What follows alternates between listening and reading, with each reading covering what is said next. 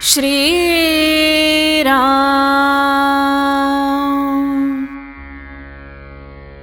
काळजी आपल्याला भगवंतापासून दूर करते. सत्वगुणात भगवंत असतो, तेव्हा त्या मार्गाने आपण जावं. भगवंत आपल्यात यायला सगळी कर्म चांगल्या प्रकारे केली तर ती भगवंतार्पण बुद्धीने करावी.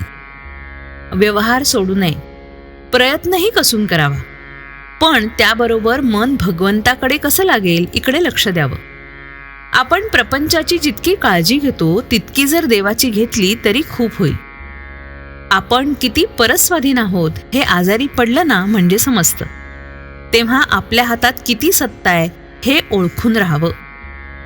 काळजी न करता देखील प्रयत्न होणार नाही असं नाही, उलट प्रयत्न दुप्पट करावेत.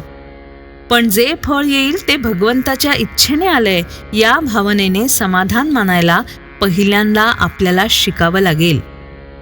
आपण स्वतःबद्दल काळजी करतो याचं कारण असं की आपण आपल्यापेक्षा जास्त दुःखी असलेल्या माणसाकडे पाहत नाही.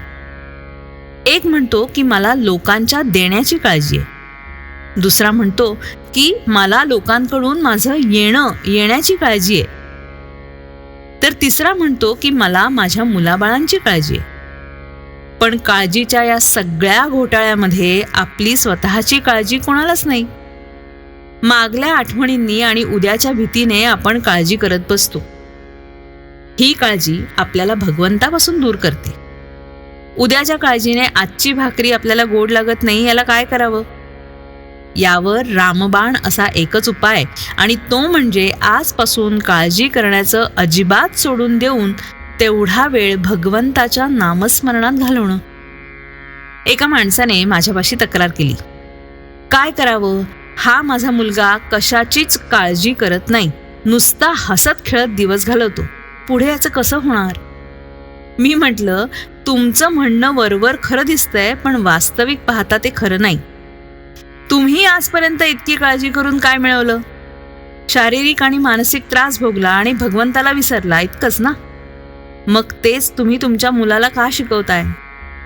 त्याने आपलं कर्तव्य जरूर करावं आणि आनंदात राहावं, पण काळजी करू नये असं मी त्याला सांगेन.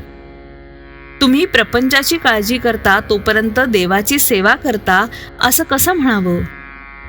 असलं तर असू दे आणि नसलं तर नसू दे, अशा मनाच्या अवस्थेत जो राहील त्यालाच ती काळजी सुटेल. श्रीराम.